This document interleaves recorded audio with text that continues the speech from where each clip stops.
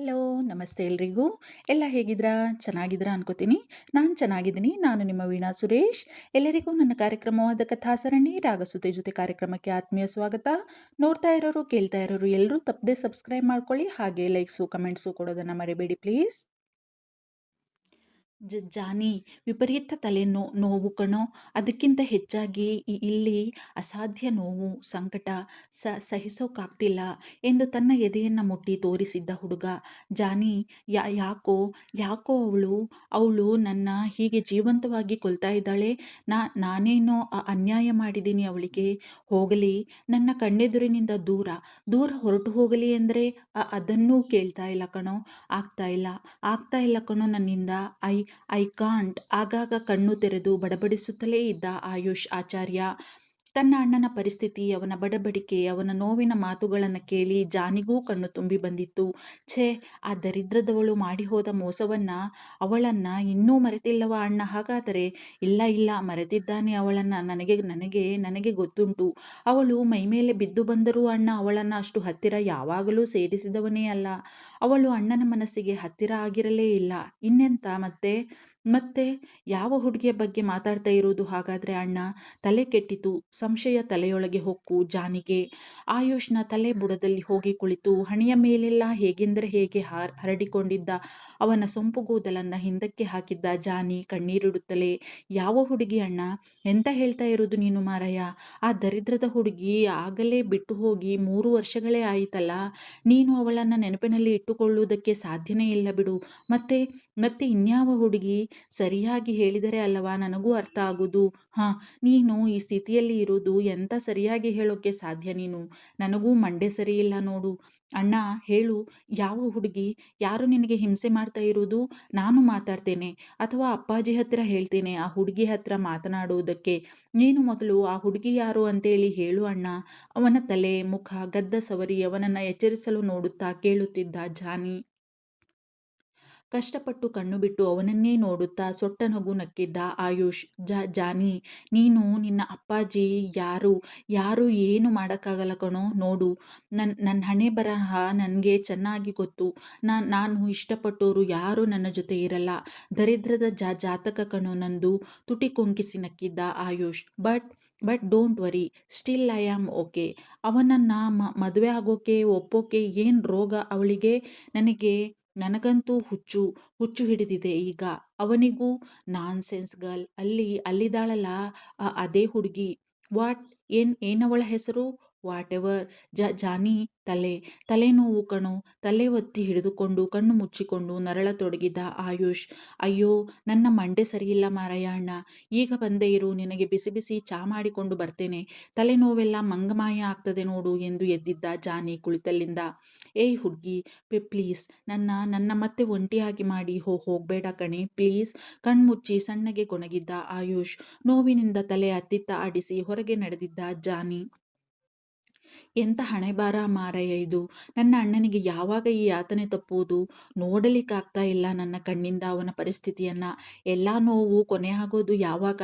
ನನ್ನ ಅಣ್ಣ ನಗುನಗುತ್ತಾ ಇರೋದು ಯಾವಾಗ? ಗೊಣಗುತ್ತಲೇ ಕೆಳಗೆ ಬಂದಿದ್ದ ಜಾನಿ. ಏನಾಯ್ತು ಜಾನಿ? ಯಾಕೆ ಏನೋ ಚಿಂತೆಯಲ್ಲಿ ಇದ್ದಂಗಿದೆಯಾ ಎಂದಿದ್ದರು ನಿದ್ದೆ ಸುಳಿಯದೆ ಹೊರಗಡೆ ಬಂದಿದ್ದ ಮಿಶ್ರ ಆಚಾರ್ಯ. ಅಣ್ಣಂದೇ ಚಿಂತೆ ಅಪ್ಪಾಜಿ, ಇನ್ನೆಂಥ ಚಿಂತೆ ಇರ್ತದೆ ಹೇಳಿ ನನಗೆ ನೀವೆಲ್ಲ ಇರುವಾಗ ಎಂದು ಯಾವುದೋ ಧ್ಯಾನದಲ್ಲಿ ಹೇಳಿದವನು ತಲೆ ಮೇಲೆ ಕೈ ಹೊತ್ತ ತನ್ನ ಅಚಾತುರ್ಯಕ್ಕೆ. ದೇವರೇ, ಎಂತ ಮಾಡಿಬಿಟ್ಟೆ ನಾನು? ಅಪ್ಪಾಜಿ ಮುಂದೆ ಹೇಳಿಬಿಟ್ಟೆನಲ್ಲ ಅಣ್ಣನ ವಿಷಯ. ಅವರಿಗೆ ಅವನ ಪರಿಸ್ಥಿತಿ ಗೊತ್ತಾದರೆ ಎಷ್ಟು ಬೇಸರ ಮಾಡಿಕೊಳ್ಳಲಿಕ್ಕಿಲ್ಲ ನನ್ನ ಮಂಡೆಗಿಷ್ಟು ಎಂದುಕೊಂಡು ಕೈ ಹಿಸಿಕಿಕೊಂಡು ತಲೆ ತಗ್ಗಿಸಿ ನಿಂತಲ್ಲಿಯೇ ನಿಂತಿದ್ದ ಜಾನಿ.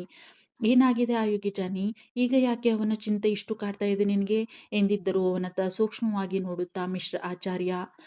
ಅದು ಅಪ್ಪಾಜಿ, ಎಂತ ಇಲ್ಲ. ನಾನು ಹೀಗೆ ಏನೋ ಹೇಳಿದ್ದು ಮಾರಾಯ. ನೀವು ಟೆನ್ಷನ್ ಮಾಡಿಕೊಳ್ಳಬೇಡಿ ಎಂದಿದ್ದ ತಡೆದು ಜಾನಿ, ನೀನು ನನ್ನಿಂದ ಏನೋ ಮುಚ್ಚಿಡ್ತಾ ಇದೆಯಾ ಅನ್ನೋದು ಪಕ್ಕಾ ಗೊತ್ತಾಗ್ತಾ ಇದೆ ನನಗೆ. ನನ್ನಿಂದ ಯಾವ ವಿಷಯವನ್ನೂ ಮುಚ್ಚಿಡುವ ಪ್ರಯತ್ನ ಮಾಡಬೇಡ ಜಾನಿ. ಏನು ವಿಷಯ ಹೇಳು? ಅವನು ನನ್ನ ಮಗ. ಅವನ ಎಲ್ಲ ವಿಷಯಗಳನ್ನು ತಿಳಿದುಕೊಳ್ಳುವ ಹಕ್ಕು ಇದೆ ನನಗೆ ಅಲ್ವಾ? ಹೇಳು ಎಂದಿದ್ದರು ಗಂಭೀರವಾಗಿ ಮಿಶ್ರ ಆಚಾರ್ಯ. ಅಲ್ಲಿಯೇ ಒಂದು ಸೋಫಾದಲ್ಲಿ ಕುಸಿದು ಕುಳಿತ ಜಾನಿ.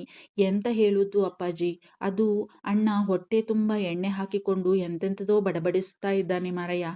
ನನಗೆ ಅವನ ಸ್ಥಿತಿ ನೋಡಿ ಕಣ್ಣಲ್ಲಿ ನೀರು ಬಂತು ಅಪ್ಪಾಜಿ.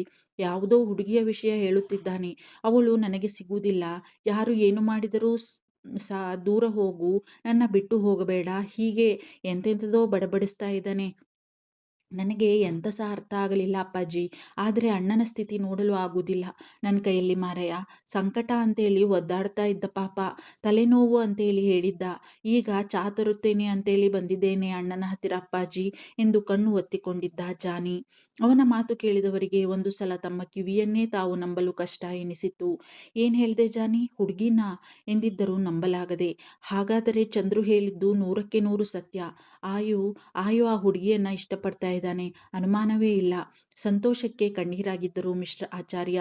ನಾನು ನಾನು ಮೊದಲು ಆ ಹುಡುಗಿಯ ಮನಸ್ಸಿನಲ್ಲಿ ಏನಿದೆಯೋ ತಿಳಿಬೇಕು ಹೇಗಾದರೂ ಮಾಡಿ. ಸಮಯ ಮೀರಿ ಹೋದರೆ ಕಷ್ಟ ನಿರ್ಧರಿಸಿಬಿಟ್ಟಿದ್ದರು ಮಿಸ್ಟರ್ ಆಚಾರ್ಯ. ನನಗೂ ಹೀಗೆ ಆಶ್ಚರ್ಯ ಆಯಿತು ಅಪ್ಪಾಜಿ ಅಣ್ಣನ ಮಾತು ಕೇಳಿ. ಮಂಡೆ ಕೆಲಸ ಮಾಡುವುದನ್ನೇ ನಿಲ್ಲಿಸಿಬಿಟ್ಟಿತ್ತು ಗೊತ್ತುಂಟಾ ನಮ್ಮ ಅಣ್ಣ. ಅದು ಹುಡುಗಿಯ ಬಗ್ಗೆ ಮಾತನಾಡುವುದಾ? ಅದು ಆ ದರಿದ್ರದ ಹುಡುಗಿ ಬಿಟ್ಟು ಹೋಗಿ ಇಷ್ಟು ವರ್ಷಗಳ ನಂತರ. ಎಂತ ಹಾಗಾದರೆ ಅವಳನ್ನು ಇನ್ನೂ ಮರೆತಿಲ್ಲವಾ ಅಣ್ಣ ಅಂತೇಳಿ ಮಂಡೆ ಬಿಸಿಯಾಯಿತು ಮಾರಯ್ಯ ನನಗೆ. ಅದು ಹೇಗೆ ಸಾಧ್ಯ ಅಲ್ಲವಾ? ಆ ಮಂಗಾಟದ ಹುಡುಗಿಯನ್ನ ಹತ್ತಿರವೇ ಬಿಟ್ಟುಕೊಂಡಿರಲಿಲ್ಲ ಅಣ್ಣ. ಮರೆಯುವ ಮಾತು ಎಲ್ಲಿಂದ ಬರ್ತದೆ ಅಲ್ಲವಾ? ಮತ್ತೆ ಮತ್ತೆ ಯಾವ ಹುಡುಗಿ ಇರಬಹುದು ಅಪ್ಪಾಜಿ? ಅದು ಯಾವ ಹುಡುಗಿ ಆದರೆ ಎಂತ ಆಯಿತು? ನಾನು ಮಾತನಾಡುತ್ತೇನೆ, ಅಪ್ಪಾಜಿಯ ಹತ್ತಿರ ಹೇಳ್ತೇನೆ ಅಂದರೂ ಕೇಳುತ್ತಿಲ್ಲ ಅಣ್ಣ ಮಾರಯ್ಯ. ಯಾರು ಹೇಳಿದರೂ ಅಷ್ಟೇ ಅಂತೇಳಿ ಅಂತ ಇದ್ದಾನೆ. ಎಂಥ ಕರ್ಮ ಇದು ಅಪ್ಪಾಜಿ, ಅಲವತ್ತುಕೊಳ್ಳುತ್ತಿದ್ದ ಜಾನಿ ನೋವಿನಿಂದ. ಅವನ ಮಾತು ಕೇಳುತ್ತಿದ್ದವರಿಗೆ ಖುಷಿಯಿಂದ ಕಣ್ಣು ತುಂಬಿತ್ತು. ಅರ್ಥವಾಗಿತ್ತು ಮಿಶ್ರ ಆಚಾರ್ಯ ಅವರಿಗೆ. ಆಯು ಹೇಳುತ್ತಿರುವುದು ಕುಂಕುಮಾಳ ಕುರಿತೇ ಎಂದು. ಭಗವಂತ, ಇನ್ನಾದರೂ ನನ್ನ ಮಗನ ಜೀವನದಲ್ಲಿ ಖುಷಿಯೇ ತುಂಬಿರುವಂತೆ ಆಶೀರ್ವದಿಸು ತಂದೆ. ಅವನು ಇಷ್ಟಪಟ್ಟಿದ್ದು ಅವನ ಸ್ವಂತವಾಗುವಂತೆ ಮಾಡು. ಕಾಣದ ದೇವರಿಗೆ ಮೊರೆಯಿಟ್ಟಿದ್ದರು ಮಿಸ್ಟರ್ ಆಚಾರ್ಯ. ಅಪ್ಪಾಜಿ, ನೀವು ಎಂತ ಸಹ ಚಿಂತೆ ಮಾಡಬೇಡಿ ಆಯ್ತಾ? ಅಣ್ಣನಿಗೆ ಬಹಳ ನೋವಾಗಿದೆ ಅನ್ನಿಸ್ತಾ ಉಂಟು. ನಾನು ಎಂಥದಾದರೂ ಮಾಡಿ ಕೇಳಿ ಅವನನ್ನು ಸಮಾಧಾನ ಮಾಡ್ತೇನೆ. ಈಗ ಅವನಿಗೆ ಚಾ ತಗೊಂಡು ಹೋಗಿ ಕೊಡ್ತೇನೆ ಅಪ್ಪಾಜಿ. ತಲೆನೋವು ಅಂತೇಳಿ ಒದ್ದಾಡ್ತಾ ಇತ್ತು ಅಣ್ಣ ಮಾರಯ್ಯ. ನೀವು ಹೋಗಿ ಮಲಗಿ ಎಂದು ಎದ್ದು ಅಡುಗೆ ಮನೆಯತ್ತ ಹೆಜ್ಜೆ ಹಾಕಿದ್ದ ಜಾನಿ. ಕುಂಕುಮ್, ನಿದ್ದೆ ಬತ್ತಾ ಇಲ್ವೇನೆ? ಏನು ನೀನು ಏನೇನೋ ಹುಚ್ಚುಚ್ಚಾಗಿ ಯೋಚನೆ ಮಾಡ್ಕೊಂಡು ಮನೆ ಕಂಡ್ರೆ ಹಿಂಗೆ ಆಗದು. ನನಗೆ ಗೊತ್ತದೆ, ನೀನು ವರ್ಧನ್ ಸರ್ ಹೇಳಿದ ವಿಷಯ ಮತ್ತೆ ಆಯುಷ್ ಸರ್ ಬಗ್ಗೆ ಯೋಚಿಸ್ತಾ ಇದೀಯಾ ಅಲ್ವೇನೆ? ನೋಡು, ವರ್ಧನ್ ಸರ್ ಹೇಳಿದರ ಬಗ್ಗೆ ಒಂದಲ್ಲ 10 ಸಲ ಯೋಚಿಸಿ ಒಂದು ಒಳ್ಳೆಯ ನಿರ್ಧಾರಕ್ಕೆ ಬಾ. ಆದರೆ ಆಯುಷ್ ಸರ್ ಬಗ್ಗೆ ಅಪ್ಪಿತಪ್ಪಿಯೂ ಯೋಚಿಸಕ್ಕೆ ಹೋಗ್ಬೇಡ ಕಣೆ. ಅವೆಲ್ಲ ನಿನ್ನ ಭ್ರಮೆನೇ ಇರ್ತದೆ. ಅಲ್ಲ ಅಂದ್ರೂ ಅವರು ನಮ್ಮಂಥವರಿಗೆ ನಿಲುಕದ ನಕ್ಷತ್ರ ಕುಂಕುಮ್. ನಿನಗೂ ಗೊತ್ತಲ್ವೇನೆ ಇವೆಲ್ಲನೂ. ನಾನು ಹೇಳ್ಬೇಕಾ ನಿನಗೆ? ಹೇಳು ಎಂದಿದ್ದಳು ನಿದ್ದೆ ಮಾಡದೆ ಕಣ್ಣು ಬಿಟ್ಟುಕೊಂಡು ಏನೋ ಗಹನವಾಗಿ ಯೋಚಿಸುತ್ತಿದ್ದ ಗೆಳತಿಯ ಹತ್ತಿರ ಮಂದಾರ. ಅವಳತ್ತ ನೋಡಿ ವಿಷಾದದ ನಗು ನಕ್ಕಿದ್ದಳು ಕುಂಕುಮ. ಮಂದ, ನಾನೆಲ್ಲಿ ಅವರು ನನಗೆ ಕೈಗೆಟುಕಬೇಕು ಅಂತಂದೆ? ನನಗೆ ಅವರು ಬೇಕು ಅಂತ ಎಲ್ಲಿ ಹೇಳ್ದೆ? ನನಗೆ ಅಂಥ ಯಾವ ಆಸೆಯೂ ಇಲ್ಲ ಕಣೆ. ಅದು ಆಸೆಯಲ್ಲ, ದುರಾಸೆಯೇ ನನ್ನಂಥವಳಿಗೆ. ಗೊತ್ತು ಕಣೆ ನನಗೆ. ನನಗೆ ಅವರು ಎಂದರೆ ಯಾವ ಭಾವನೆ ಇದೆಯೋ ನನಗೇ ಅರ್ಥ ಆಗ್ತಾ ಇಲ್ಲ ಕಣೆ. ಆದರೆ ನಾನು ಖಂಡಿತ ವರ್ಧನ್ ಸರ್ ಅವರನ್ನು ಮದುವೆ ಆಗಲಾರೆ. ಅವರನ್ನ ಅಂತಲ್ಲ, ಯಾರನ್ನೂ ನಾನು ಆ ದೃಷ್ಟಿಯಿಂದ ನೋಡಲಾರೆ. ಆದರೆ ಇದನ್ನು ಹೇಗೆ ವರ್ಧನ್ ಸರ್ಗೆ ತಿಳಿ ಹೇಳಬೇಕೋ ಅರ್ಥ ಆಯ್ತಾ ಇಲ್ಲ ಕಣೆ ಎಂದಿದ್ದಳು ಹುಡುಗಿ ಚಿಂತೆಯಿಂದ. ಅವಳ ಮಾತು ಕೇಳಿದವಳಿಗೆ ನಿಜಕ್ಕೂ ನೋವಾಗಿತ್ತು. ಎಲ್ಲಿ ಹೋಗಿ ಮುಟ್ಟಬಹುದು ಈ ಹುಡುಗಿ? ಹೀಗೆಲ್ಲ ನಿರ್ಧಾರ ಮಾಡಿದರೆ ಇವಳ ಜೀವನ ಪೂರ್ತಿ ಒಂಟಿಯಾಗಿ ಬದುಕಬಲ್ಲಳೆ? ಬೇಡ ಬೇಡ, ಹಾಗೆಲ್ಲ ಬದುಕುವುದೂ ಬೇಡ ಇವಳು. ಮೊದಲೇ ಅನಾಥ ಭಾವದಿಂದ ಒಂಟಿತನದಿಂದ ನೊಂದು ಬೆಂದು ಹೋಗಿರುವ ಹುಡುಗಿ ಇವಳು. ಜೀವನವೆಲ್ಲ ಹೀಗೆಯೇ ನರಳಿ ಬದುಕದಂತಾಗಲಿ ಭಗವಂತ. ಇಲ್ಲ ಇಲ್ಲ, ಏನಾದರೂ ಮಾಡಲೇಬೇಕು ನಾನು. ಸುಮ್ಮನೆ ಕೈಕಟ್ಟಿ ಕೂತ್ರೆ ಇವಳ ಜೀವನ ಹಾಳಾಗುವುದು ಪಕ್ಕ. ನನ್ನಿಂದ ಅದನ್ನು ಸಹಿಸಲಾಗದು ಎಂದು ನಿರ್ಧರಿಸಿಬಿಟ್ಟಿದ್ದಳು ಮಂದಾರ. ಅದನ್ನೆಲ್ಲನೂ ಆಮ್ಯಾಕೆ ಯೋಚಿಸುವಂತೆ ಕುಂಕುಮ್. ನೀನು ಈಗಷ್ಟೇ ಜ್ವರ ಬಂದು ಎದ್ದಿದ್ದಿ, ನಿನಗೆ ರೆಸ್ಟ್ ಬೇಕು. ಮನಿಕಾ, ಈಗ ಚೆನ್ನಾಗಿ ನಿದ್ದೆ ಮಾಡು, ಸುಸ್ತೆಲ್ಲ ಕಡಿಮೆ ಆಯ್ತದೆ ಮನಿಕಾ ಎಂದು ಅವಳ ತಲೆ ತಟ್ಟಿದ್ದಳು ಮಂದಾರ. ಥ್ಯಾಂಕ್ ಯು ಜಾನಿ ಮೈಯಾರ್. ಸತ್ಯ ಹೇಳ್ತೀನಿ ಕಣೋ, ನೀನು ಇಲ್ಲ ಅಂದರೆ ಈ ಮನೆಯಲ್ಲಿ ನಮ್ಮೋರು ಅಂತ ಯಾರೂ ಇರಲ್ಲ ಕಣೋ. ಅನಾಥರಾಗಿ ಬಿಡ್ತಾ ಇದ್ವಿ ನಾನು, ಡ್ಯಾಡಿ. ನನ್ನ ಬಂಗಾರಿ ಎಲ್ರೂ ಲವ್ ಯು ಜಾನಿ ಎಂದಿದ್ದ ಅವನ ಕೈಯಿಂದ ಟೀ ಕಪ್ ತೆಗೆದುಕೊಂಡು ಅವನ ಕೆನ್ನೆ ತಟ್ಟಿ ಆಯುಷ್, ಎಂತ ಮಾತಾಡ್ತಾ ಇದೀಯ ಅಣ್ಣ ನೀನು? ನೀನೇ ನನಗೆ ಈ ಮನೆಯಲ್ಲಿ ಒಂದು ಸ್ಥಾನ ಕೊಟ್ಟು, ನನಗೆ ತಮ್ಮನ ಸ್ಥಾನ ಕೊಟ್ಟು ಇಷ್ಟೆಲ್ಲ ಕೊಟ್ಟಿದ್ದಲ್ಲವಾ? ನಾನು ನಾನು ನಿನಗೆ ಧನ್ಯವಾದ ಹೇಳಬೇಕು. ಹಾಗೆ ನೋಡಿದರೆ ಅಣ್ಣ, ನೀನು ಚಾ ಕುಡಿದು ನೆಮ್ಮದಿಯಿಂದ ಮಲಗು ಆರಾಮಾಗಿ, ತಲೆನೋವು ಮಂಗಮಾಯ ಆಗ್ತದೆ ನೋಡು ಈಗ ಎಂದಿದ್ದ ಜಾನಿ ಕೃತಜ್ಞತೆಯಿಂದ. ಹ, ನಿದ್ದೆ, ನೆಮ್ಮದಿ, ಎಲ್ಲಿ ಎಲ್ಲಿದೆ ನೆಮ್ಮದಿ ಜಾನಿ? ನನ್ನ ನೆಮ್ಮದಿ, ನಿದ್ದೆ ಎಲ್ಲವೂ ಆ ಹುಡುಗಿಯ ಹಿಂದೆಯೇ ಹೋಯಿತು ಕಣೋ. ಬರೀ ನೋವು, ಯಾತನೆ, ಸಂಕಟ, ಇಷ್ಟೇ ನನ್ನ ಜೊತೆ ಇರುವುದು ಕೊನೆಯ ತನಕ ಜಾನಿ. ಐ ಐ ನೋ, ನನಗೆ ಗೊತ್ತು. ಮೂತಿ ಸೊಟ್ಟ ಮಾಡಿ ನಕ್ಕಿದ್ದ ಆಯುಷ್. ನಾನು ಅಂಕಲ್ ನೋಡ್ಕೊಂಡು ಗೊಂಬೆನ ಮಾತಾಡ್ಸ್ಕೊಂಡು ಬತ್ತೀನಿ ಕಣೆ ಮಂದ. ಪಾಪ ಅಂಕಲ್ ಹೆಂಗವ್ರೋ, ಗೊಂಬೆ ನನ್ನ ನೆನೆಸ್ಕತಾವಳೇನೋ. ಬಂಗಲೆಗೆ ಹೋಗಲು ರೆಡಿಯಾಗಿ ನಿಂತಿದ್ದಳು ಹುಡುಗಿ. ಅವಳು ಬರುವ ದಾರಿಯನ್ನೇ ನೋಡುತ್ತಿದ್ದಾರೆ ಮಿಸ್ಟರ್ ಆಚಾರ್ಯ. ಏ ಕುಂಕುಮ್, ಯಾಕೆ ಹಿಂಗಾಡ್ತಿದ್ದೀಯಾ? ಇನ್ನೂವೆ 6 ಗಂಟೆ ಕಣೆ. ಆ ಮನೆಯಾಗೆ ಎದ್ದವರೋ ಇಲ್ವೋ ಜನ. ಅದು ಅಲ್ಲದೆ ನಿನ್ನೆ ಅಷ್ಟೇ ಆ ಪಾಟಿ ಜ್ವರ ಬಂದು ಎಚ್ಚರನೂ ಇಲ್ದಿರಂಗಿದ್ದೆ. ಇವತ್ತಷ್ಟೇ ಸ್ವಲ್ಪ ತಲೆ ಎತ್ತಿದೀಯಾ? ಇವತ್ತು ಒಂದಿನ ರೆಸ್ಟ್ ಮಾಡಬಾರ್ದೇನೆ? ಅಂಕಲ್ ಕೂಡ ಅದನ್ನೇ ಹೇಳವ್ರೆ ಅಲ್ವಾ ನಿನ್ನೆನೆಯ? ಆಯುಷ್ ಸರ್ ಕೊಡೋ ಆಯುಷ್ ಸರ್ ಕೂಡ ಪರ್ಮಿಷನ್ ಕೊಟ್ಟವ್ರೆ. ಮತ್ತಿನ್ನೆಂತ ನಿಂದು ಎಂದು ಗದರಿದ್ದಳು ಮಂದಾರ ಗೆಳತಿಯನ್ನ. ಆಯುಷ್ನ ಹೆಸರು ತೆಗೆದು ನಂತರ ನಾಲಿಗೆ ಕಚ್ಚಿಕೊಂಡು ಗೆಳತಿಯ ಮುಖವನ್ನೇ ನೋಡಿದಳು. ಥತ್, ನನ್ನ ಬುದ್ಧಿಗಿಷ್ಟು. ಏನ್ ಮಾಡಬಾರ್ದು ಅನ್ಕತೀನೋ ಅದೇ ಮೊದಲು ಮಾಡ್ತೀನಿ ನಾನು. ಬರೀ ಎಡವಟ್ಟೇ ಮಾಡಾಕ್ತೀನಿ. ಈಗ್ಯಾಕೆ ತೆಗಿಬೇಕಿತ್ತು ಆಯುಷ್ ಸರ್ ವಿಷಯನ ನನಗೆ? ಮೊದಲೇ ಇವಳು ಅವರನ್ನ ನೆನೆಸ್ಕತಾ ಇರ್ತಾಳೆ, ಅದರ ಜೊತೆಗೆ ನಾನು ಅವರನ್ನೇ ನೆನಪಿಸ್ತಾ ಇದ್ದೀನಿ. ಛೇ, ಬೈದುಕೊಂಡಿದ್ದಳು ತನಗೆ ತಾನು ಮಾಡಿದ್ದ ಎಡವಟ್ಟನ್ನ ನೆನೆದು ಮಂದಾರ. ಅವಳೆಣಿಕೆ ಸುಳ್ಳಾಗಿರಲಿಲ್ಲ.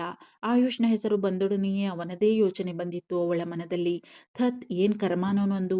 ನನ್ನ ಮಗ ಕಂಡ್ರೆ ಸಾಕು ಗುರ್ರಂತದೆ ಆ ದೊರೆ. ನಾನು ಏನೇ ಮಾಡಿದ್ರೂ ತಪ್ಪು ಅಂತದೆ. ನನ್ನ ಕಂಡ್ರೆ ಆಗಕ್ಕಿಲ್ಲ ಅದಕ್ಕೆ.